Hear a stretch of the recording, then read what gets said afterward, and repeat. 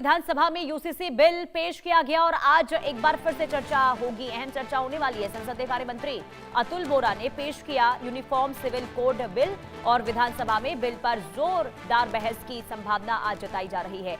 आज ही UCC bill पारित होने के भी आसार बताए जा रहे हैं। अब देखिए, असम विधानसभा में यूनिफॉर्म सिविल कोड यानी कि यूसीसी बिल 2026 पेश कर दिया गया है और संसदीय कार्य मंत्री अतुल बोरा ने the uniform civil code Assam bill 2026 सदन में पेश किया और इस विधेयक को लेकर आज विधानसभा में विस्तार से चर्चा होने वाली है और राजनीतिक गलियारों में इसे लेकर हलचल भी तेज हो गई है और माना यह जा रहा है कि सरकार आज ही इस बिल को पारित कराने की कोशिश कर सकती है। अब यूसीसी बिल को लेकर विपक्ष और सत्ता पक्ष के बीच तीखी बहस के आसार भी बन रहे हैं, जिससे सदन का माहौल गरमाने की भी संभावना है। तो आज का दिन के काफी महत्वपूर्ण सरकार के लिए।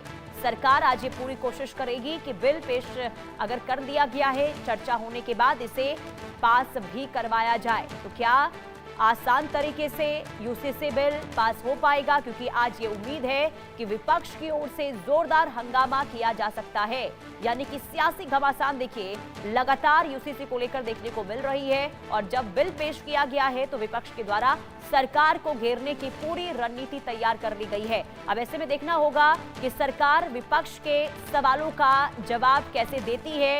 यूसीसी को लेकर आखिर सरकार किस तरीके से विपक्ष को जवाब देने के लिए तैयार है, आज ये देखना काफी अहम होगा। यूसीसी जब से सरकार सत्ता में आई है, सरकार की ओर से ये कहा गया था कि यूसीसी अब हमारा पहला कदम होगा, राज्य में यूसीसी लागू हो, इसे लेकर हम कदम आगे बढ़ाएंगे। और इस चुनाव में भी यूसीसी की गूंज जो है वो जबरदस्त तरीके से सुनाई दे रही थी और जब एक बार फिर से बीजेपी सत्ता में आई है और विधानसभा सत्र की शुरुआत होते ही यूसीसी बिल को पेश किया गया, जिस पर चर्चा आज होगी। आरजू सेठ संवाददाता तमाम जानकारी के साथ जुड़ चुकी हैं। आरजू, काफी महत्वपूर्ण दिन देखिए ये माना जा रहा है, खास करके सरकार के लिए, क्योंकि यूसीसी एक महत्वपूर्ण मुद्दा है सरकार का और जब बिल पेश किया गया है, क्या आसान रहेगा सरकार के लिए इस बिल को पारित करवा पाना? जी देखिए, अगर बात करेंगे आसाम विधानसभा में यूनिफॉर्म सिविल कोड यानी कि यूसीसी बिल जो है अब वो सोमवार को पेश किया गया और इसे पटल पर मुख्यमंत्री हेमंत बिस्वा शर्मा की ओर से राज्य के जो संसदीय कार्य मंत्री है अतुल बोरा उन्होंने रखा और इस बिल को 2 हफ्ते पहले कैबिनेट से मंजूरी जो है अब वो मिली थी और इसी के साथ ही इस बिल पर आज यानी कि 27 मई को चर्चा होनी है और यदि यह बिल पारित होता है तो आसाम देश का तीसरा ऐसा राज्य जो है अब वो बन जाएगा। इससे पहले उत्तराखंड और गुजरात ऐसा कर चुके हैं, यानी कि यूसीसी जो है वो लागू कर चुके हैं और अब बारी है आसाम की। लेकिन देखिए, बिल्कुल अगर हम बात करते हैं तो जरूर सीएम के मुताबिक अनुसूचित जनजाति, पहाड़ी और अनुसूचित जनजातियां जो है उनको इससे उनको यूसीसी के दायरे से बाहर रखा गया और ये तमाम जानकारी जो है वो दी गई। साथ ही पारंपरिक धार्मिक जो रीति रिवाज है, प्रार्थनाएं हैं, अनुष्ठानों से को भी इससे छूट जो है वो दी गई है और ये जानकारी जो है वो दी गई। लेकिन उसके बावजूद भी जो ऑपोजिशन है उसका विरोध जो है वो देखने को मिल रहा है और इस बीच जब पटल पर इसको रखा जाएगा और कहीं ना कहीं चर्चा की जाएगी आसाम विधानसभा में, तो जरूर हंगामे की उम्मीद जो है वो की जा रही है।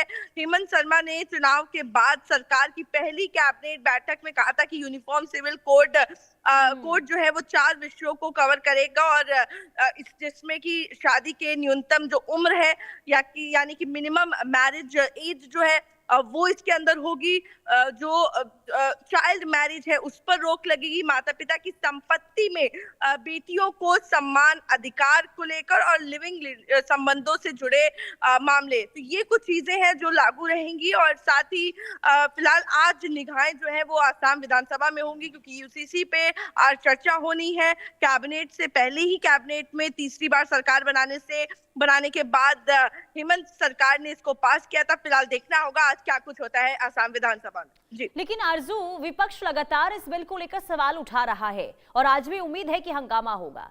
आखिर किस बिंदु पर क्यों विपक्ष को आपत्ति इस बिल को लेकर? जी बिल्कुल, देखिए अगर बात करते हैं विपक्ष की, तो विपक्ष का ये कहना है कि सरकार हमेशा ही तानाशाही जो है अब वो मचा रही है और कहीं ना कहीं डेमोक्रेसी को खत्म करने की कोशिश जो है वो इन तमाम स्टेप्स के जरिए की जा रही है।